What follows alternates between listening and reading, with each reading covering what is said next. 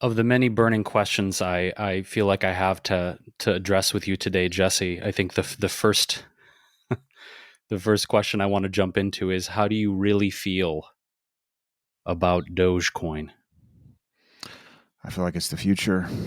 No, I just, I'm glad you told me how to pronounce it by saying it. So I just, Seriously? well, at first I'm like, okay, I read it. I'm like, oh, doggy coin. Okay, cool. And then someone said Doge, and I was like, oh, Doge. I don't know. I read it wrong, and it stuck in my head. And then every time you read it wrong the first way. But Dogecoin. So now I'm in the know. It would Yeah, make so much sense if it was doggy coin. I've always heard it pronounced as Doge, so I'm having the opposite experience. But it is a dog coin, and so I often wonder, like, why did they add the E on instead of two G's? If it's I think meant to just be so pronounced Doge, why is it pronounced Doge instead of dog or doggy? To your point. I I apologize for ruining it for you from this point forward. So yeah, I think the only way you would actually ruin it is if you bought up all of the available coins, which I think then the reason I'm asking Well, that's is not the way that crypto works. So clearly, there's no cap on how much. There's an unlimited supply of them, Jason. So here's our little. Sadly, this episode is months. We were recorded this months in advance, and who knows what's changed. But as of this week that we're recording in May 2021, I invest or bought Dogecoin. I don't even know if invest is quite the right term for crypto because it's not quite like stock. But um, yeah, I bought some, and there's basically an unlimited amount of it that you can buy, which makes it fascinating. yeah. There's an the unlimited amount of real currency too if you've got the right policy in place. So that hence the arguments and all the thinking, right? I think that brings up a really interesting point in talking about the psychology of money and abundance, right? Is the idea of scarcity, I think, drives people to do a lot of really interesting things with their money, with their resource. Let's just say resources in general, right? Mm-hmm. But I'm curious in terms of philosophy around money, Jesse.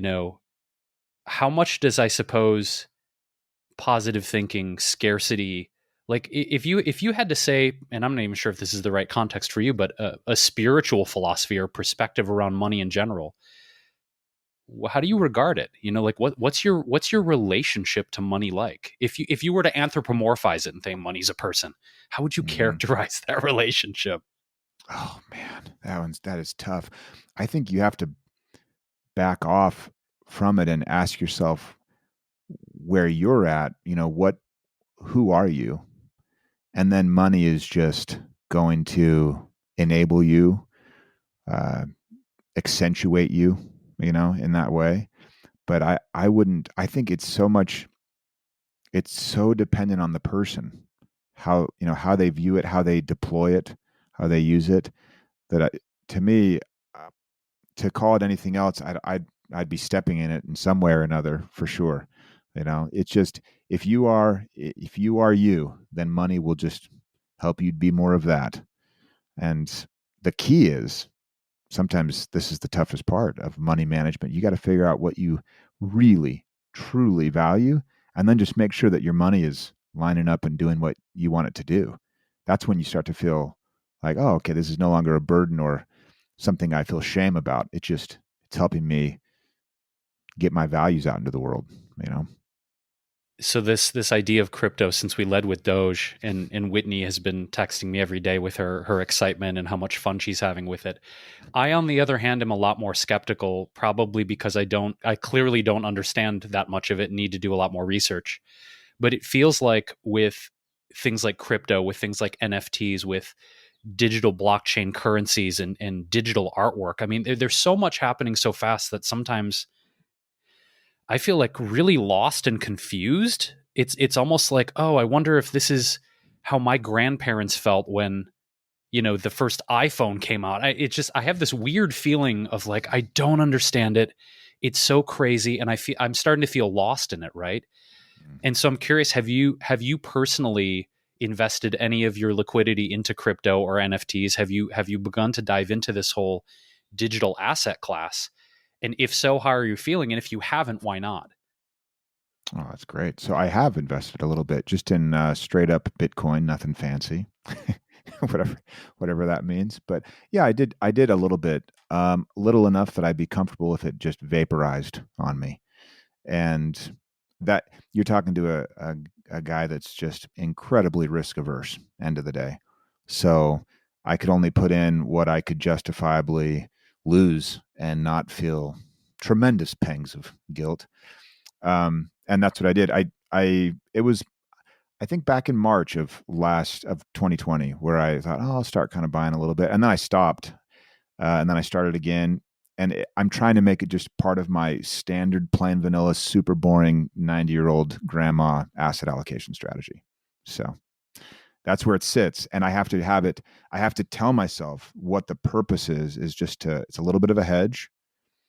It's like people that buy precious metals as a little bit of a hedge, or they buy stocks to hedge against inflation. There are all kinds of hedges for all sorts of things, and it's just another hedge where I say, oh, if it takes off, I'll be happy. If it doesn't, I'll be fine. And then being really at peace and resisting the urge to embrace the FOMO and bite off more than I can tolerably lose. Yeah, and that's the advice that I've been coming across a lot, which was really helpful for me. And it was interesting because to this point of this FOMO that gets created, I've known about cryptocurrency for, I think, 10 years now. I have had multiple boyfriends that were really into it and would talk about it a lot. And I had zero interest. And it's easy to look back and say, oh, wow, I heard about Bitcoin 10 years ago. If I just bought some then, what would life be like now? And then I heard a lot about cryptocurrency a few years ago with a different boyfriend. And the thing that I noted, though, in this present day in May 2021 is that at those times, I truly wasn't interested. And I think that's important in life in general, that there's a lot of societal pressure to jump into something before you feel ready or interested in doing it. And sometimes that's good to do. We actually had an episode about this in May 2021 about, is it really necessary to get uncomfortable? And how much do we push through our resistance, or when do we listen to our resistance as a cue that we shouldn't be doing something? And so I guess as part of coping with my regret that I have for not investing, I do feel like it's important to recognize that I just wasn't interested or ready to buy it. And then listening to Jason, now that I'm on the other side, I will say, I think I bought my first piece of crypto a week ago, as of this recording. And my mindset shifted so much in this past week.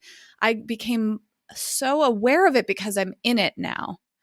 And I use the risk that I was taking as the push I needed to learn more about it. So I've been reading articles every day. I've been talking to people about it. I've been on Twitter. Twitter's a cool source of information on crypto. There's a lot of opinions. And to Jason's point, it's incredibly confusing even when you're in it. And to your point, Jesse, it is risky for everybody, even Bitcoin, which is kind of like the big, very well-known cryptocurrency. Yesterday, as of this recording on May 13th, 2021, Elon Musk put out one tweet about the environmental impacts of cryptocurrency, and it greatly impacted it. Just like we'll see things like that happen with the stock market. Just seeing that like one person could change everything, one decision could change everything. And that's why it is so important to decide when you're putting money in, like, what are you really comfortable losing? Because none of us truly have any idea.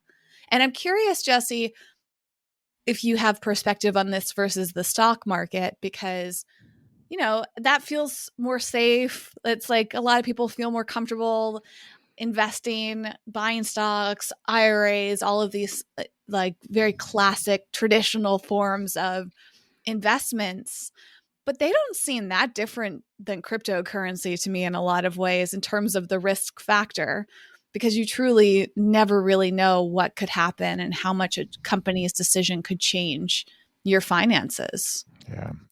I think it speaks to the broad principle of, to the principle of broad diversification. So if someone is all in on crypto and they say every dollar they have is just all tied up, I'd be really nervous. And there were tremendously sad stories of people, um, just mid level employees at a place like WorldCom back in the day, that their 401k mechanism was, when you get, we'll match your 401k, and if you keep it in WorldCom stock, then you get a little bit of a bump, and it's favorable for you until WorldCom tanks to zero.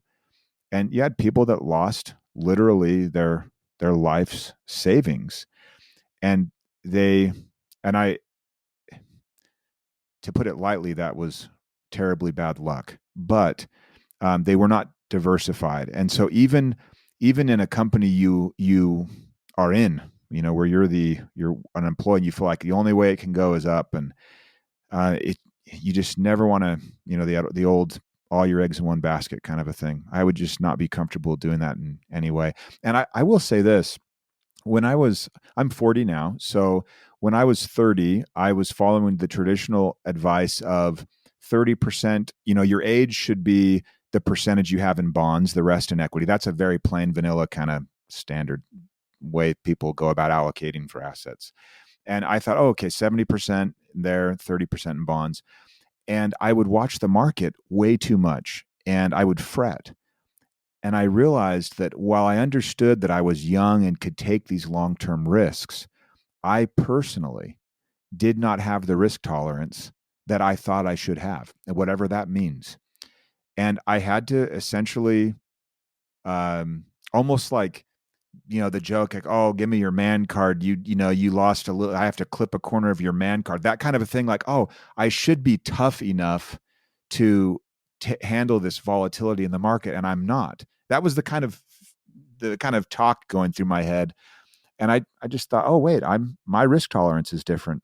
And the end of the story. And that was where I reallocated a lot and just thought, okay, I'm more of a bonds and kind of treasuries, and more of that kind of allocation, acknowledging that my business is obviously my biggest, the biggest risk I carry. So I am allocated much more like my grandma up north, an hour from here, is allocated. And I guess she and I share the same risk tolerance, end of the day, So you got to, and then write it down. When you invest in Dogecoin or whatever it is, you got to write down why you did it in May of 2021.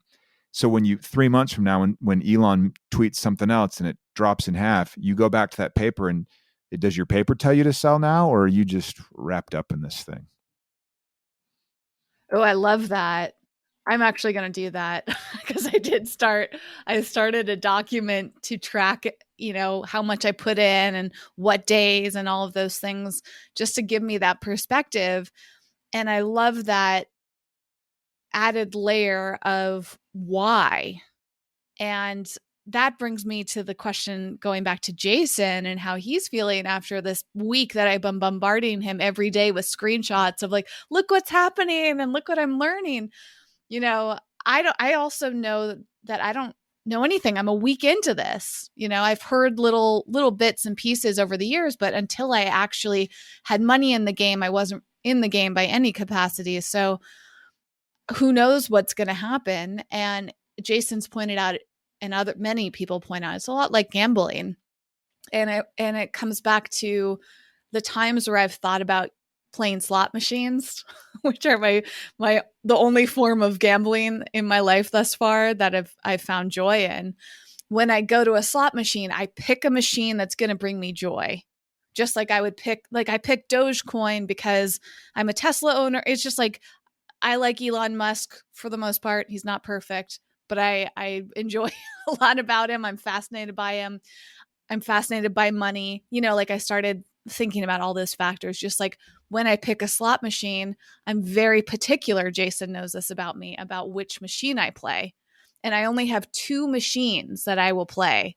And they're at multiple casinos around the West Coast. And I go there and I sit down and I say, okay, this is the machine. I'm going to have fun. this is the amount of money that I'm going to put in, and I'm going to enjoy the experience no matter how much I leave with. And over the years that I've played slot machines, sometimes I walk away with nothing. And I have to ask myself, was it worth it? Was it worth putting in $20? Did I have fun? And over the years, I've realized most of the time it was fun because I like the machine and all the bells and whistles it has, but I also enjoy that adrenaline rush you get when you see it go up and you don't know what's going to happen next. And that's been my experience with crypto thus far. So I do think it's worth the money that I've put in, but who knows? When this episode comes out, I could have a completely different perspective. So I'm looking forward to the future self that when this episode is released in later 2020, I might have a completely different perspective, Jesse. I think it's good that you're clear on the why. I mean, it sounds like you're equating the two, and I think that's an accurate and at least useful to equate them. It sounded like it's been an entertaining week for you, and that might be the reason you did it. That you put some skin in the game, and suddenly reading the article has a whole different feel to it. And I mean, I think that's the reason that when you're out playing golf, you think, well, let's play this one for money. Whoa, okay, this is a little different. I think that's useful for you to just recognize, oh, okay, this is why I'm doing it, and the end. And then you're clear on it, so there's no shame and no shoulding. It's just you doing what you got some kicks from, and I think that's great. I'm super curious about this idea of risk assessment and the tolerance each one of us have for risk. Because to me, at least I feel like that topic is a very layered, very nuanced one. Whereas one could probably look back, or I could look back on the imprinting of my family's relationship with money and say how my mom or my family invested, as you brought up your grandmother, Jesse, or some people in my family that were, say, more prone to gambling addiction and what their psychology was around it. I had a lot of really interesting mixed messages around money and risk growing up in my family, right? And I'm curious, I suppose, for both of you, is the idea of risk assessment more of an intuition, sort of a gut thing where you're like, this doesn't feel right, I'm not going to do it? Or is it a very systematic thing? I joke with Whitney, and all of our close friends know she's the queen of spreadsheets. Whitney is an extremely well-researched, she's probably the most organized human being I know, period. Like, it's incredible how organized she is. So for her, I would see like a spreadsheet of pros and cons. But is it more of an intuitive gut thing of a yes or no, like that primal reaction of a yes or no to something? Or is it, I'm going to create a spreadsheet, a pro-con list, before I decide to put all this money into something new? I think it's interesting because a lot of the times when we're analyzing a decision that we are making or have made, we will come up with reasons that support the decision, and those reasons will have us then be able to say, look how rational I am. Now, it may be that we sometimes behave rationally. It may very well be, but my bet would almost always be on emotion that is then justified with some rationale, ad hoc, not ad hoc, but at least on a post-mortem kind of a basis. And it's not to say that that's bad, or there's no value judgment there at all. It's just, we are emotional. So my favorite example of this is when people decide whether or not they should pay off their mortgage, and they're running numbers, and it's all numbers. And if people that are saying, if I do this much more per month, you can shave off 8 years, save $100,000 in interest. I mean, it's real money. And so they have all of these calculations and beautiful spreadsheets that would make Whitney blush. They're so beautiful, right? And then at the end of the day, it always comes back down to, well, do you want to or do you not? And to tie that even further and to get a little crazy, when you think about when you decide, I'm going to marry somebody, I'm in a lifelong relationship with somebody, you can come up with all kinds of reasons why you work together. We're talking arguably the biggest decision you may make in your life. So you have all of these reasons and all this supporting evidence and all this experience with this person. But at the end of the day, you are making a totally emotional decision. And that's okay. That's That's the key. That's the end of this is it's okay that your money decisions are emotional because you are straight up 98% emotion, 1% instinct, and 1% maybe that rational person we like to think dominates everything.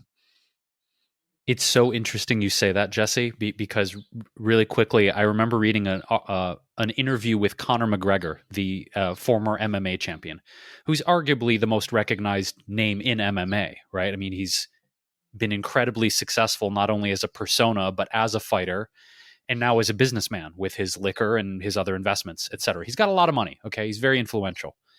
Conor McGregor was talking about his negotiation style, and I mean, this is a guy who, was making, 10 million plus and more per fight.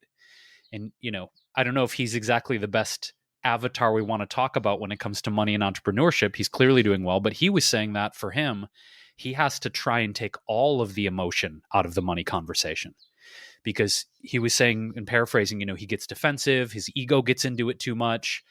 And so for him, his strategy was, I need to take emotions out of the money conversation. I was thinking, how can you do that though? Are you a cyborg? Are you a robot? And to your point, I've tried to do that. When Whitney and I say negotiate different contracts for our business, I still find myself getting my emotions wrapped up in it. And I've tried to take it out of it, and it's really hard to do. I don't know. I think we might say we're taking our emotions out. I would want to know. I would want to see the process. How do you do this? Maybe he knows some things that I don't know. I would love to know that I'm being more rational. But right now, I just think I'm being rational, and I don't trust that thought.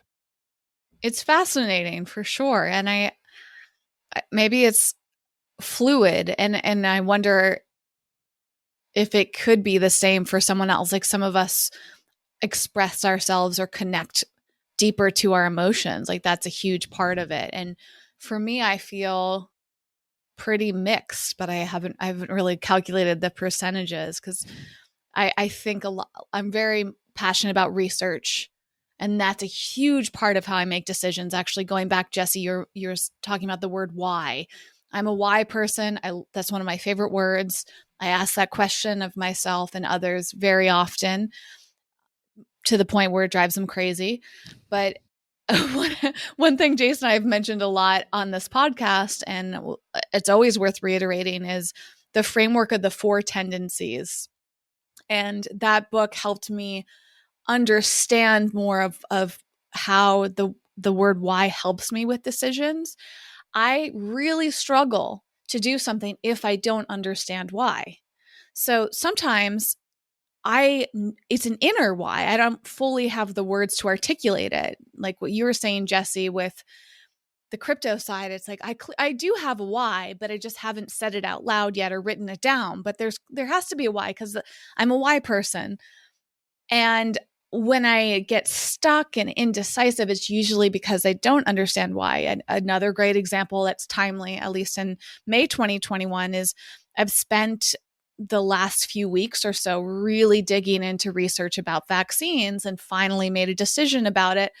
And it took me months longer than a lot of people I knew to make my decision to get the vaccine because I didn't have the why yet. And I noticed through that experience that a lot of people were making the decision to get the vaccine quicker, and either they knew their why much faster than me, or maybe they're not why people. And that's part of the 4 tendencies. Gretchen Rubin, who created that, talks about these 4 different types of people. And I'm a questioner. Jason's a rebel. There's a upholder, and there's a Obliger. Thank you. And I think in terms of the vaccine, there were a lot of obligers and a lot of upholders, and that seemed to be a lot of my friends. But my friends that are rebels either haven't gotten the vaccine yet or are still on the fence about it. And then the questioners needed a lot of research. And I found that the vaccine was a similar mental experience for me because there's a lot of people saying like, just do it or don't do it. But most of the information that's helpful for someone like me is in the in-between. So I'm not somebody that'll just do it because that's not enough information. That's not a why. And the don't do it, similarly, like I start to question, well, why shouldn't I do it? And it's been really fascinating just observing, I guess, maybe my friend group or people that I'm exposed to, because I'm recognizing that I'm one of the few why people. And that means I have to kind of go outside the norm that I'm perceiving, right? So even percentage wise, Gretchen Rubin actually lays it out. I don't remember how many are each of the tendencies, but it really depends a lot on who's in your bubble, who's in your world, like who are you seeing if you have blinders on, because there's so much more than meets the eye. And if your entire worldview and perspective is based on those small amounts of people, you can either go along with things that maybe doesn't make sense for the rest of the world, or you feel a lot of shame, which is another word you brought up, Jesse. Like you could see everybody investing in crypto, but if it doesn't feel right for you, you might have shame. If you open up your vision, you'll see a lot of people don't invest in crypto. It's just like your specific group of friends and family or whoever's around you are. And that I think is incredibly important when it comes to our sense of self and making decisions, is really stepping outside of the world that we're in and asking ourselves, is this the reality, or is this just what I'm currently seeing? I try and do that we're essentially trying to teach people how to get their money under control. And control is an interesting word because we're basically saying, your money needs to line up and do what you want it to do. And at first pass, people say, oh, that sounds pretty good. I want it to pay my rent. I want it to buy food. That's all the easy stuff. It's harder when we're really telling people, we have 4 rules, but we talk about our rule 0 is basically get clear on what you want, or you could say on why you want the things you do. One of my, and it is so important in that in your circle, whatever your view is of things will really influence. I was going to say taint, but I don't want it to sound negative. It will really influence what you think is reality. And so then where you think your money should go is completely wrapped up in the fact that all of the kids in the neighborhood do those swimming lessons. Oh, I guess we do too. I mean, that is like a super shallow example, no pun intended, but it's interesting because I've always been bothered / intrigued by just thinking to myself, well, what is really from me and what is from my environment, nature, nurture? There's no answer, I don't think. But I have noticed that there's a peace that comes to people as they start to just build their money awareness and start to kind of slowly line it up with their value awareness. And then they can be spending money on things that I think is patently absurd. And I totally support them. It's their deal, right? And then they can look at me and say, Jesse, you are crazy. And I say, that's absolutely, yes, I am. I want to do it. I want to use my money for this. And they're like, oh, I would never.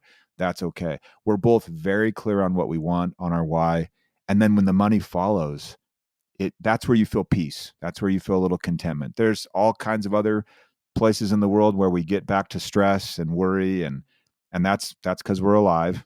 But we don't have to necessarily carry that stress and that kind of incongruous experience we have with what the money does versus what we actually care about. We don't have to carry that around with us. So we try and get people to line those things up a little better. It sounds a lot like Whitney, just like having people ask, why are you doing that? One other little quick thing. Once a year, Julie and I will do what I call the budget burn down. And it's basically where we don't take last year's and just roll it in. It's like, okay, what do we want? Do we want a house? Do we? Okay. Do we want this house? Do we want a different house? Do we want an additional house? No, what do we want? Anything's on the table. Do we want health insurance still? Do we want this? Do we want? I mean, no, things that you don't question and you shouldn't question. You question, and it's really fun. We went down to one car last year. Basically, my teenager stole our second car. He's essentially, I let him borrow it, and now he just took it over. It's all his, and it looks like his inside and out. The whole thing. I'm like, I don't like driving it. I don't want it. It's a teenage boy car. So it's a van, and he thinks it's amazing, and I think it's now his. So all that to say, we experimented with this one car thing for a while. And it was a little bit of like, question your assumptions, question what you've always done, question your norms, recognize that, you're living an exception, maybe. I don't know, just burn it all down and see what comes out of the ashes. It's a fun exercise. We do it just with money, but obviously you can expand that out to all kinds of things with life, I absolutely love this as a rebel. The idea of burning something down is amazing to me, because I've used this terminology, and Whitney knows this, and I feel like I've wanted to change this terminology, Jesse, but I've often talked about like detonating things, like I need to detonate this part of my life, and then what rises from the fire or what remains, well, that probably wants to be kept in some form. For me, it's interesting because this last year, much like Whitney sends me crypto things and investment things, I will send her my excitement about saving money on different things. So one of the big things over the last 14 months at the time of this recording is I took a very determined and sobering look at where my money was going. It was like, okay, there's Netflix here, and there's Apple Music here, and there's this subscription here, and there was all of this kind of ancillary things that my money was flowing to, that when I really looked at it, I said, okay, can I get a similar experience elsewhere for less or even zero money? So Apple Music is as one example of many. It's like, okay, you're paying $9.99 a month. You love music. You listen to music every day. But the reality is you're at home 95% of the time. And when you use YouTube on your laptop, or you use the free version of Spotify, there's not that many ads, and it's free. Cool. We save $10 a month. Oh, we've got this storage thing here, saving $10 a month there. But then I really went a layer deeper, and I looked at my car insurance. I looked at my health insurance. I looked at all these other things, my Wi-Fi. And mind-blowingly enough, on my cell phone, my internet service, my car insurance, my health insurance, I sliced each one of those down 40 to 50% less of what I was paying. I was shocked for the same coverages. So as I've been doing this is a question about allocation. And the allocation question is, now that I'm saving more money because I've tightened up my budget in a way that has not negatively affected my life, I feel more liberated actually as a result of doing these things. The part that I get hung up on is that I'm aggressively paying down my debt. I have the least amount of debt I've had in my adult life. I'm very close to it. It feels great, right? So now that I have this extra money I've freed up in my budget, it's okay, where do I want to put the foot soldiers? I have the debt, paying the debt off. I have saving more of the nest egg to buy a house. The nest egg is growing, which is great. And then I have money that I want to put into investments. Where I get hung up, Jesse, is sometimes I don't know where I want to put that money, because the goals of paying off debt, investing more, and saving more of that nest egg to buy a house seems like they're in conflict with one another, because I want to do all three simultaneously, right? So it's a bit of a conundrum, because now I have this more flow with my cash reserves, but I'm sometimes not sure where to direct that money. That's where I get hung up. That's a tricky one. Sometimes you can bring future Jason to the table and negotiate with him and see what he says. Really imagine yourself some meaningful timeline down the road. Imagine yourself 5 years down the road, and you're living in the house, and you like the house. Okay, nailed it on the house, and then but you have debt. Okay, so because you went for one instead of the other. So you got the debt, but you got the house. You love the house. Imagine future Jason being like, I'm gonna sell the house, pay off the debt. That's one thing you could do. You could say, I'm going to sell the house and invest in stocks. You could also then be debt free and still be renting. And there's no harm in, I want to be clear with anyone ever listening to this again. No harm in renting. You are purchasing something valuable, and it's worth it. There's all kinds of upside to renting. So it's not like this, oh, you shouldn't. It's just there. Owning a home and purchase and renting are completely different purchases. So they just are related because they're both shelter. So anyway, you could think about your future version of you having done the other things, and then that future version needs to switch. So if you have a big pile of stocks that are all appreciated and the market just kept going up because you went all in on investing, would you sell some of those stocks to get rid of the debt? Would you sell some of those stocks or all of them to purchase a home? And just see how it makes you feel. And write it down and sit on it for a few days. If you feel like you need to do one only, because you I don't know, maybe you're the kind of, maybe you're like me where you like to just kind of be like, I'm doing this, boom, focus, get it all in there. Like then I am that way. And so I can appreciate that. I want to do one and then the other, and this sequential thing. You could, you could run a little more simultaneous. It doesn't sound like you want to. So anyway, future you, what would future you do if you were then to have it and then switch to another version? That's a super interesting exercise. And I'm going to do it this weekend because I've never had anyone propose this kind of exercise. That's really, it's kind of genius and super fascinating, Jesse.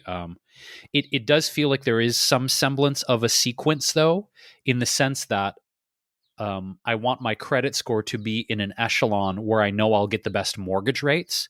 So aggressively paying down the debt seems to be setting me up for an echelon of credit worthiness that when I go to get the mortgage combined with the nest egg, I'll get whatever the best mortgage rates are. So I'm actually putting more money toward the debt than I am toward the down payment because I want to get myself in that credit tier.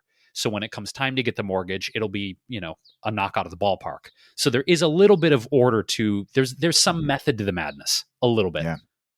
I like that. And it's a bit of a twofer, you're getting 2 for 1 with that because you're achieving one goal. And at the end of the day, you're going to have, you will have needed a smaller down payment, or your interest costs will be smaller at the end, getting a cheaper mortgage. So yeah, that's very well played.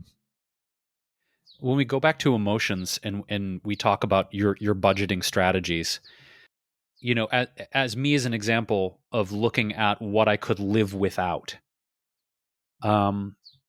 it seems that maybe sometimes the idea of deprivation can really freak people out when they're budgeting, but I need that coffee from Starbucks and it's my ritual and I stay grounded. And I'm not throwing anybody under the bus for going to Starbucks every day, but I'm curious with your principles and the methods you teach with you need a budget, since we're focusing a lot on emotions in people's emotional life, how do we navigate I'll call it an illusion of deprivation? Because we know on some level we don't need to go to Starbucks every day. We don't need Netflix, right? I mean, I don't know.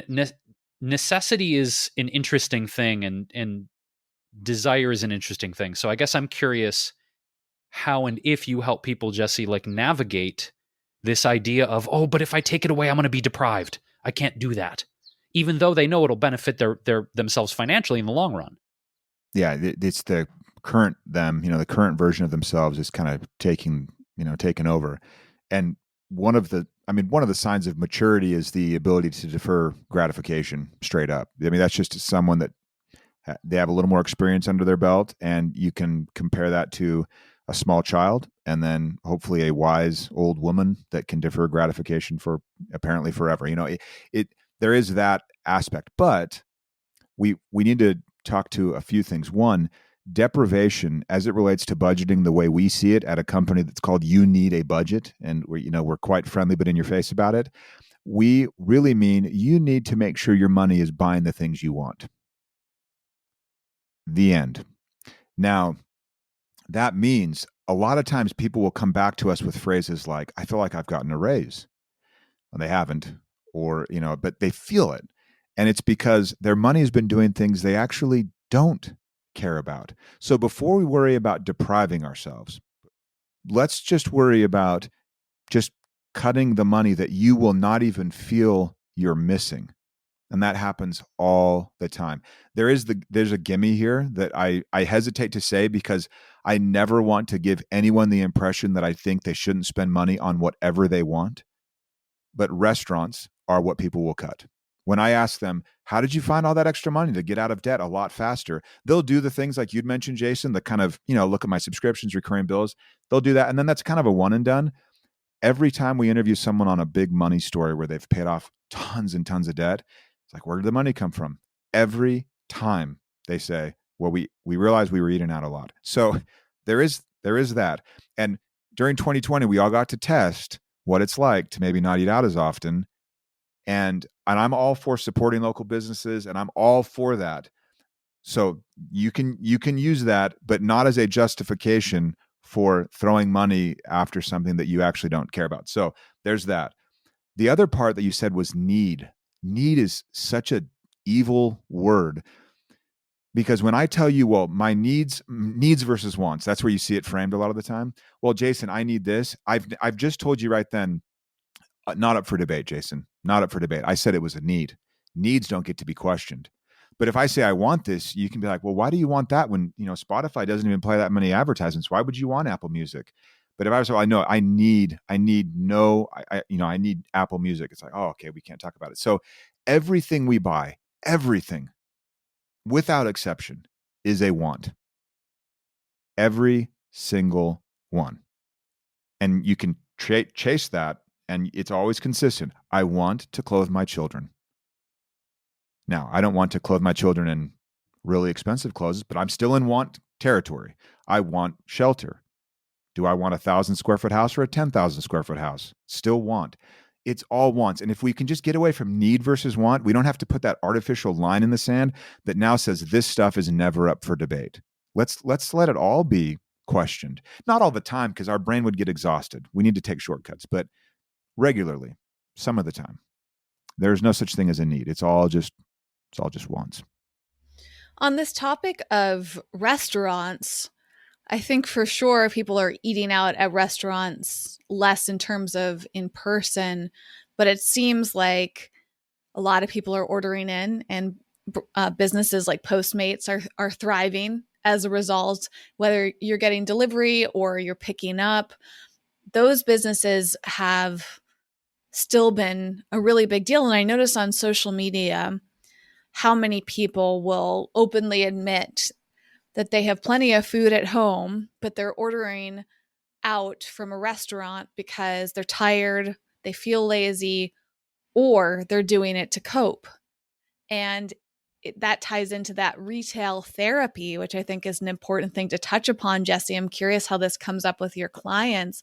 Are people willing to admit when they're buying something truly as a want because it's serving some emotional desire based on their mindset and their lifestyle feeling stressful and they're burnt out, and a lot of these tough emotional things that go on? People will often justify buying things like food more often or spending a lot of money on food because it's an emotional satisfaction. I think knowing the why behind that purchase is more important than the amount, quite possibly. The same thing happens there. I mean, we all know in the food space, and they're budgeting and food, or they're close cousins, and you can draw analogies all day long. One of the things that in food that we know caloric deficits will lead to weight loss, and I feel like that's indisputable at this point. And then that's about a 60% effect. And then you can start to get to a smaller percentage where you're saying, well, you might care a little bit about the macro profile, but if you just hit calories, you'd be pretty well off. The idea that it's interesting where if you can just get people to focus on why they are eating, it kind of starts to right size or regulate itself if you're dealing with someone that is struggling with that. And it's the same with money. As you try and probe the why, you find more firepower for resisting where your willpower is gone. And at the end of the day, everyone's willpower is gone literally because we expend decision power throughout the day, and it accumulates. So when we'll have people in our software, they'll write notes to themselves in the memo field, and they'll rank why they bought it. They'll say, like, this may, on a happiness scale, sometimes they'll use that, or they'll just say, swamped from work, or tired, or lost my willpower. But just going back and going through a few transactions and asking that, it's strange that it empowers you to acknowledge your weakness. And I don't mean weakness in this judging kind of way. We all end up coping, as you said. That word resonates with me. That's what we do. It's a way for us to quickly address something in a way that we see maybe a short-term solution, but it works. We do to be frank, we do really well with Debtors Anonymous, where people can go in and it's really just about building awareness around the activities and the why behind it. And then so slowly kind of reprogramming those habits they've created to cope. And retail therapy, we say that sometimes in a way that sounds kind of trite or like it would belong in a sitcom, but it's legitimately I mean, you're talking about people that they're introducing major dysfunction into their lives through habitual shopping, where packages remain unopened and piling up and they can't stop. I mean, it's real, it really is real. So the getting to the why and building an army of awareness around those purchases really can help people start to slowly work through that. And I'm not saying at all that it's easy. It is serious. It's an alcoholic becoming sober. I mean, this is real stuff. But it's about figuring out finding some hook where you could say, okay, this is what I'll use. This is what I can land on. And we've found as people become more aware of their why behind their behavior, it does help move them along. Well, on that note, I'm curious, what are the next steps? Because Jason and I fully agree, awareness is the first step. And a lot of people struggle to make a change even when they're aware. It's similar to smoking cigarettes. I mean, it's common knowledge that smoking cigarettes is not good for your health, but people do it anyways. And of course, there's the addiction. And I think actually, I don't know for sure, but I would imagine that there is some sort of an addiction that people have to making purchases of any type, and how that gives them that hit of satisfaction. And people acknowledge this very openly and yet still do it. So I'll see this on TikTok a lot. People saying like, I love ordering packages on Amazon, but as soon as I get the package, the high is gone. And it's like they look for the other high. And unfortunately, social media platforms, including TikTok, are encouraging that cycle because they show you all these products and then you say, well, I have to have it. I need to have it versus I want to have it, right? I need to have this thing and this is going to make me feel better. And they order it and they look forward to it and it arrives. And then the high starts to go down. They get the product. They realize it doesn't make them feel any better. And then they're on the hunt for the next one.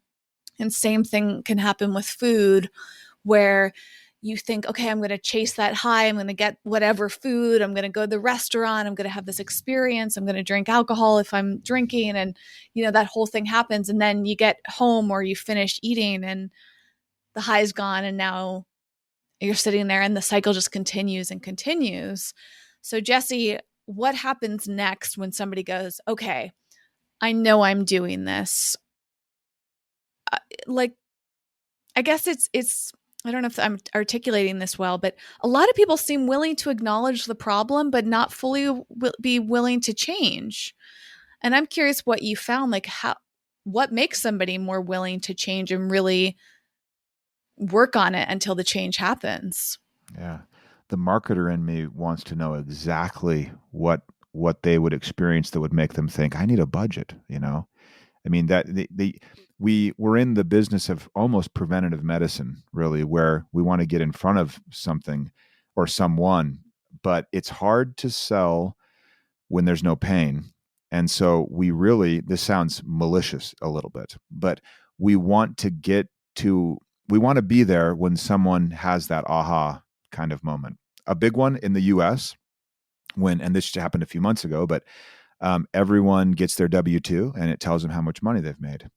And then the next thought they have is, no, I didn't. There's no way I made that much money because I have nothing. So they've spent it all. They think HR made a mistake, and we all know HR makes no mistakes. So they have this data point that's like, you made an adult amount of money. That's what people will say. I realize I was making adult money. What was going on? If we could be a little angel on their right shoulder that said, hey, you need a budget right in that moment, be marketing, we could just, we would do so well. And so it's these events that take place that trigger people to think, I need a budget. They're going to have a baby, especially the first one. They're going to buy a house. Their student loans are now come due because it's 6 months after graduation, and reality, like a Mack truck, has hit them at that point. I wish we could get ahead of that. Ask me in 20 years how we're doing. Divorce is one. It's a sad one, but that'll happen. But also marriage is one. That'll get people thinking, oh, we gotta figure out the money thing. So getting a raise is a positive one. Losing a job is a negative one. But there are these big events that take place where people just think, I gotta get stuff together. I'm not doing this right. And that's where we want to be. Now, to your point about what do, they know they need to do better in this situation. But where do they start? We start every person at the same exact spot. So Whitney, let's say you are average starter and you have $300 in your checking account, and that is average. And then Jason, let's say for some reason you're I don't know why you think you need a budget. Everyone does, but let's say you got 30 grand in your checking account. I could coach you both simultaneously on your start, and I would say, okay, Jason and Whitney, different zeros at the end of this number. What does that money need to do before you are paid again? Whitney, yours would be faster because you only have the $300, So you're like, well, gas for the car, food, maybe I have a bill due, done. Jason, he's just like, oh boy, the possibilities are endless. For some people, that really is the case, but it's the same thing. Well, what do you want it to do? Well, I got to put gas in the car, but he just happens to have $29,700 extra that he can also put to whatever he wants. It's still both of you being proactive and deciding beforehand what the money will do. And then for the person that has the impulse to spend away a stress or a worry, they have now this plan that they have to kind of confront and say, well, is this according to my plan? And when the plan isn't just, hey, there's a little money in your checking account, could you or could you not buy this? Now your plan is, Whitney's like, well, I said $60 for gas, and I'm not kidding about that one. And that bill is $110, and I really need to pay it. And then I have $130 left to do this or that thing with. And gosh, 40 of it was for my nephew's birthday. Do I really want to take from that? It's interesting where we start to have you doing the trade-off of not, do I have money in my bank account, but do I want to take money from my nephew's birthday present? And I say that only because it sounds mean to do it. Not that you can do whatever you want, but at least now you have the real trade-off in hand.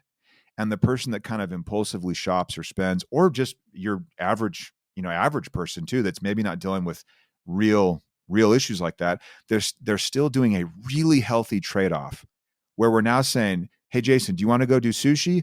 Or do you want to fund that summer vacation where you road trip out to Utah and see all the sites? No one ever holds those both up and says, these are equal. What should I do? But that's exactly what we want to have happen. Future Jason, current Jason, both sitting there at the table saying, all right, what are we going to do? And then future Jason's like, well, in 3 weeks, the car tire blows out. I'll need a tow truck. Throw me a little. And current Jason's like, well, yeah, sure. I don't want to leave you on the side of the road. So it's those trade-offs. And that's where someone that kind of naturally or impulsively finds it easy to cope a little bit with spending, they're now not just looking at a bank account that has no information except what's inside. They're now looking at their plan that says, all this money, you decided you wanted to do this. Do you want to move it around? And maybe we can squeeze it in somehow. That's totally okay. But at least they've got good information and decision quality improves. And all we do is teach this all day long to people, and then we pay the bills with the software. So I want to get a little bit more personal, Jesse, in terms of kind of what I'm facing as I'm really methodically going through the budget, as I had mentioned to you. It seems that most things I have been able to either completely eliminate with no sense of deprivation, honestly, or things that I either dramatically reduce. There's been a lot of elimination, a lot of reduction.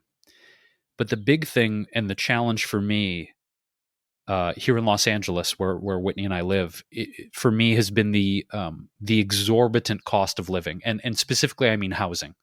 I barely drive anymore. Like I said, save money on car insurance. It seems like every line item I've been able to just take out the proverbial machete and just hack. but housing's a very unique thing in the sense that, I'm renting the house that I'm in. It's a precarious moment because, uh, with everything being what it is, I mean, I could possibly ask for a rent reduction, but with the relationship I have with my land person, it's likely not going to happen. So one of the reasons that I have been looking to leave Los Angeles and buy a house elsewhere is because I'm really adamant about wanting to reduce my expenses. And by far, the biggest line item on my budget is the rent and the utilities and the cost of being in this house, right? So with a situation, I suppose, like mine, I don't feel sad or bad about leaving LA. I feel kind of excited about it. But it's because by and large, I think about, if I were to move to a different place, I could easily cut my living expenses, my housing expenses rather, by 50% easily. And I think about that and I go, oh God, that's not a small amount of money. When I calculate what I spend on rent and utilities and house insurance, it's by far the biggest expense every single year for me. So that seems to be a thing that's a little trickier, right? Because it's uplifting, it's looking at a different place to live. And some people might view that as extreme. I kind of don't view it as extreme because, I don't know. I guess what I'm asking is, some people are like, oh, why would you leave LA? It's so beautiful and it's so gorgeous and the lifestyle's great there. I'm like, yeah, but it's so outrageously expensive for me to continue to be here when I know I could allocate that money again toward paying down the debt, toward investing. And so I'm kind of at a point where I'm like, I think I'm going to pick up and move. Is that something you flat out recommend to people you work with ever? Like, yeah, you should just move. Like, if you really, really want to save money, like, get the hell out of where you're living and go somewhere else. Is that a common recommendation? Do you find that extreme? How do you feel about that? That is not a common recommendation, but only because people haven't maybe voiced everything you just voiced. You expressed it in a way that what you're doing is you're saying saving this money and achieving these other goals is starting to feel more important than living where I live. And there it is. So I don't see that as extreme. If I think it's extreme to live in the same place and not be more mobile than we are. Somewhere along in the last 150 years, 100 years, we move less. People move we don't chase opportunity the way we used to. And I'm speaking very broadly here, but people would move for opportunity. And I think it might be that we're all connected a little more. You can kind of experience so many things from afar in a fairly cool way, with how everything's digitally shared. But at the end of the day, sometimes there are jobs and opportunities that would require you to move, and our tendency to treat those as legitimate opportunities it's just kind of gone away. I'm not sure why. Like, societally, I couldn't speak to that intelligently, but it's a thing. So I think we're actually more extreme in how much we stay put these days than I think someone 80 years ago. My granddad had a farm in Idaho, and then got polio and couldn't work the farm, and so he moved down to Arizona and worked with his brother to start a car dealership, and back in, I guess, the 50s, 1950s. So that was not strange. I mean, a couple states down, not too big of a deal, but we now see that as a little different than we used to. So it's sometimes fun to kind of look back and say, well, maybe we're extreme now, maybe that's what we're seeing. I don't know. At least it's a useful thought exercise to think how extreme you're being staying is kind of another way to put it. I just like to flip things on their head and then look at them again and see what other thoughts I have, basically. But I like your idea because you spoke clearly about valuing these other goals more than the location where you live. Could you go back later? Absolutely. You could move back. It's not a one and done. It's not permanent. It's not a one-way road.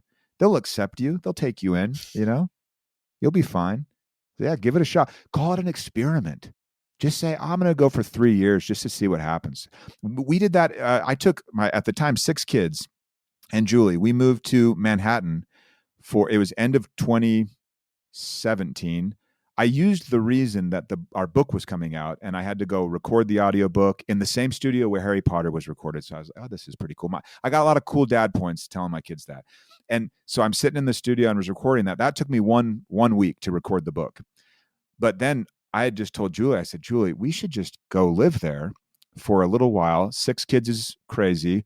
We lived in the Upper West Side, which is the more family-oriented side. But I'm coming from Utah, and I think I'm going to find family-oriented in Manhattan. Like, not even close. It was so fun. We look back on those 3 months. I tried to live there for a year, and Julie said, no, you did a bait and switch. You said 3 months. We're going back. It's exhausting to live with that many kids in that city where you have to work hard for everything, but so fun and just an amazing experience for my kids to see diversity, to hear languages. That public school system has 190 languages in the public school system. I mean, it was so rich in experience. And so all these kids I say all these kids, meaning mine, they're all hopping on the subway. They're learning how to ride around. We're giving them as long a leash as we reasonably can. And we still talk about New York, not 3 days to go by where we don't talk so fondly about living there for just 90 days. So I say that all to promote the idea of experiments. So then you can move a little, literally move and just test something out. So yeah, find a place where you just say, hey, I'm not leaving forever, y'all. I love you. You love me. I might be back, but I'm just gonna do a little experiment. Go for it. Yeah. I love it. And as a follow-up question, Jason, I wonder what's stopping you, because to Jesse's point, you just outlined it. It seems to make sense. And I know Jesse doesn't know this, but I am very aware that you've been talking about this for a long time and you haven't done it yet. And my curiosity is, what is stopping you truly? What are the barriers? If it keeps coming up for you over and over again, it sounds like a very strong why. And it comes back, Jesse, to the question I asked you, which is like, you can know what you want, you can know what you don't want, but still not make a change. So Jason, for you, what is it that's keeping you if you feel so confident in this why? It's that I am very aware of wanting to leave and why I want to leave. I have those pieces of information. The piece of information I don't yet have is where to. And I've communicated to Whitney that, I feel pretty cool in Denver. I like Denver. Okay. But the Pacific Northwest, I was there about a year and a quarter ago before the pandemic. And just, I kind of have this resonance when I was in Washington and Oregon, up in the trees up there in the forests and the clean water and the clean air. And I feel a particular resonance, but I'm not sure exactly where. Is it Seattle? Is it Portland? Is it maybe I'm done being in a big city because I've been in big cities my whole life. So I think the piece I don't yet have is that feeling of, ooh, that's the place. Like, let's just pack it up, get a place and go. So the piece of information I'm waiting on is basically I want to take a road trip up there and take like 2 weeks and explore, like, hit Bellingham, hit Vancouver, hit Portland, hit all the little towns too, and see how it hits my body. It's like, okay, does the energy of this place, the people, does it feel like a place I want to be? You talked about the excitement of New York, Jesse, and I think that's so cool. And what a contrast. I mean, going from New York to Manhattan, my God, that's a wonderful contrast. Utah to Manhattan. Yes. Thank you. Thank you. And for me, I think, contrast is an interesting part of this because for me, having lived in huge cities, including New York, and growing up in Detroit, living in Chicago, LA for 15 years, it's just been city, city, city, city, city. And I think for me, I'm craving nature and simplicity and land and those kind of things. So to answer your question, Whit, I just don't have that piece of information of like, ooh, this is the place I want to go check out. Once I have more clarity on that, the wheels are in motion. Then how are you going to get the clarity is the question. Because I think what you're bringing up is a common challenge. People have decision fatigue, too many options. And Jesse, I'm curious. I want to hear, Jason, first of all, right now, how are you going to decide? And then Jesse, I'd like to know, is there another way that you would guide him beyond that if that decision, like, is there another level to making this decision? Yeah, I think first of all, spending a few days in each place and really feeling the energy there. Like I said, what's Ashland, Oregon like versus Bellingham, Washington versus Seattle versus how do I feel in those places? Do I feel at ease? Do I feel excited? Do I feel creatively engaged? What are the people like that I'm meeting there? So through information harvesting and the experiment of visiting these places, many of which I've never been, I feel like that, Whitney, is going to allow me to say, okay, nope, definitely not Seattle, definitely not this place, and sort of get the funnel a little more narrow to maybe a few places that, like, okay, that feels good. I really loved my time there. I feel like that's going to give me the clarity to move forward with the decision, because I haven't been to enough places up in the Pacific Northwest to feel like there's a direct magnetic pull to one specific place. So the next step is making a plan to go do those things. Correct. The organizer of Whitney comes out. She's like, "Oh, okay, I like this. We can do this." I like the idea. Wait, I gotta pause for 1 second to that point, Jesse. My sister was giving me such a hard time yesterday. She's coming to visit in a few months, and the first time that she's come to visit me, now that things have shifted, hopefully in a better direction with the pandemic, and it feels safer for us, we're making this plan. And for her, and most people I know, they book the plane ticket, they're good. Not for me. I literally made a spreadsheet of our entire trip.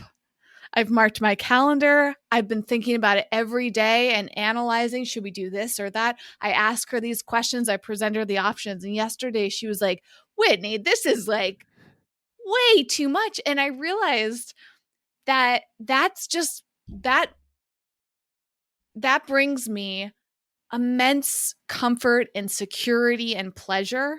That's why I do it. Is, yes, it is months away. And for most people, they don't need to think about it. But for me, that helps me out so much mentally. And it's okay that people make fun of me for it, because it's for me, not for them. And I think, yeah, Jason, he's similar to my sister. Like, anytime I've traveled with Jason or done anything really with Jason, Jason's a fly by the seat of his pants person. He'll probably buy a ticket or plan a road trip and do it next week. Forbid, like, he actually plan it months in advance like I would. It's funny because there's a book to my right that's called Ready, Fire, Aim. And I'm more of the I want to have it done. So I'll make a decision, because then it's done, and done for me is good, So I would stress you out, Whitney, but you have to temper, like we all have to kind of temper that, where we lean a direction. And I've recognized I have to have people around me, especially in business, where I say, okay, my tendency is to kind of shoot first and then start to get my sights lined up. And so you have people around you that they maybe like to aim and aim and aim. And so I married one of those people. She very much wants to make the right decision, and we need to do a lot of analysis, where I'm like, if we would just make a decision, we could move along. And she's like, no. So that stresses her out. So it's always that tension. But what you said, Jason, that I really liked was, I'm a huge fan of simulations, because it's just a way for you to test things out. And so what you're talking about, going up and getting a feel, you're kind of just doing a little bit of a simulation of like, oh, okay, you're doing the best you can. So we know simulations aren't real, but we train pilots on them. They're effective. They work well. Then on the flip side, this is like Jesse coming out. A Ready, Fire, Aim approach is you tell the owner of the house, you say, hey, this is my last day. So so you have a plan, and Whitney will guide you on how to make that, get that filled out and ready to roll. And then you also have the idea of doing these experiments. And then Jesse gets to throw in a very real deadline to make sure that we're cruising in the right direction. So I love every approach that we've talked about, but I think, I don't know, I say go for it. It sounds like you've been thinking about it a ton. It's time to just maybe have someone shove you out of the plane, you know? I have to laugh at that analogy because having gone skydiving, it was not the it was not really even like thinking about it or taking the class or going up in the plane. The moment, this is a really interesting metaphor for life. The moment that I was like terror set in, actual terror, was when they opened the hatch on the side of the plane and all the wind came rushing in. And then the moment hit of like, oh, this is real. You're 12,000 feet in the air and you're not going to ask them to land this plane. You've come this far. But it wasn't until the moment the hatch opened and then I saw, the clear blue sky and wind rushing in at God knows how many miles per hour. Then it was like, now a decision must be made, sir. And so I love that you said that, Jesse, because that's a very visceral and real analogy. And Whitney's also been skydiving, so I know she gets that. Have you been skydiving, Jesse? Have you done that before? I have. For me, it was weird. And this is maybe the ready, fire, aim guy that jumped out of the plane. But I was a long time ago. Once you have kids, you're kind of like, not going to do that again. But I think I was 18 or 19, did the whole class, and I did the static line jump where it just unravels for you. You don't have to, I didn't do tandem. And for me, the adrenaline, the fear came, I landed, kind of crash landed. It's hard to land those well. For anyone that thinks they're going to just come in gracefully like James Bond, it is so hard to do that. Anyway, so I kind of crash landed, but I was safe. All bones were still intact. All of a sudden, this wave of adrenaline released, and I was I had the shakes, like could barely stand. I was so shaky. And so it was interesting, but I think my brain just kind of pushed out what I was doing. Even when he was like, okay, door open, and I had to stand on the wheel of this tiny plane and kind of rotate myself out. And then I was like, I'm standing on a wheel. It's just, nothing is good. But you were just kind of like like devolving to your training and saying, okay, step 1, step 2, step 3. And then my body kind of caught up to me after the fact. I don't know if that's healthy or not. I feel like that might be unhealthy, but it was an interesting experiment, and to do that and see my body's response. I mean, full on shakes after I'm on the ground, totally safe. It was bizarre. What about you, Whit? Because you've done, and I was actually there for skydiving, and I don't remember when was like the most extreme or terrifying moment for you. I think it was just the moment that I came out of the plane. I do remember, and for years after I skydove it, and I haven't had this experience in a while, but I would think about it and see the footage from the video and remember exactly how it felt coming out of the plane. Right now, I'm not as connected to it. So that must have been the most intense part. But because I actually did it as a video production, Jesse, like it wasn't just like they filmed it for fun. Like it was a video project I worked on. So I was so compartmentalized and focused on the video that I wasn't as concerned about like the personal experience of, even though I did enjoy it, my brain was mostly thinking like, am I getting the right shots? And like, is everything making sense here? And so in a way that probably helped me cope.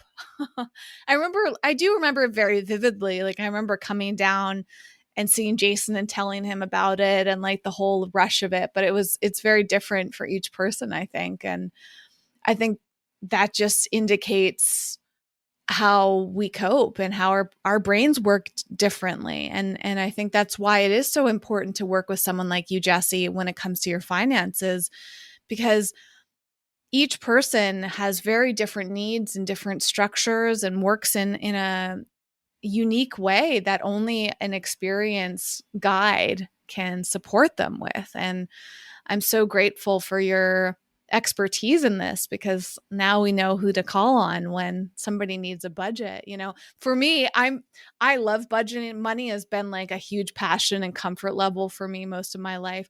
The income is where I struggle. I don't struggle with budgeting at all. And it's interesting too. Like like generating income and building confidence around money, like that stuff, I get stuck. But budgeting, I'm like, ooh, this is awesome. I get excited about it. Like I'm very motivated. I know exactly how much money I have almost every single day and like where it's going, like the balance sheets. I have a spreadsheet and I use multiple online tools to track my money coming in and out, and it brings me deep satisfaction. But, most people aren't like that I've met, and they feel very uncomfortable around it, and it's a big challenge. And I think that's why we have to remember how relative money is. That's one of I, my big takeaways. I agree. I think one of the best things that we as a business have going for us is the strong community that just kind of organically has rallied around it.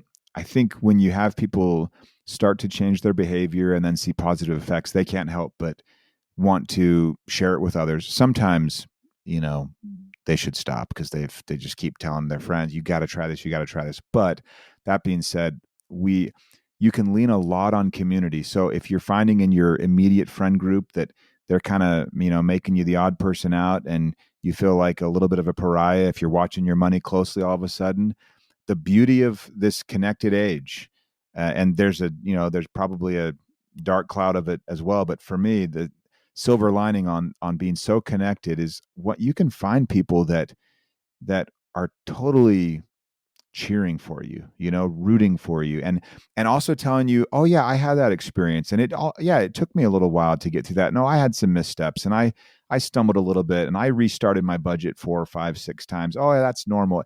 All of that is so helpful when we're just getting started. So I just want to encourage people, if they're thinking, oh, I should maybe give my money a look, find a community that will support you, that won't try and drag you down to that status quo. It's not normal to not have money stress. And so as soon as you kind of eliminate it, you'll be the odd person out, and you'll want to have a group that you can celebrate with, commiserate with, that can teach you nuts and bolts.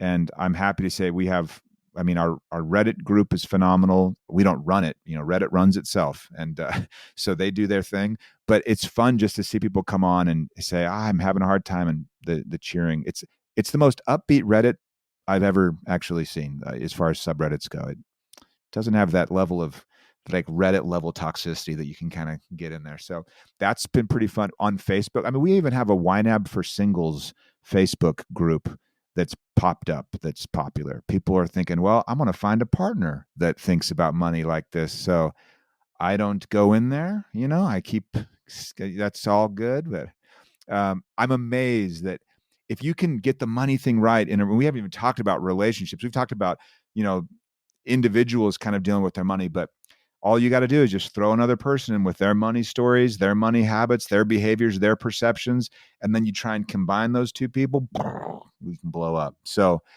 it's doing it with another person. It's so key that you figure out that why that you talked about, Whitney. You figure out the why together.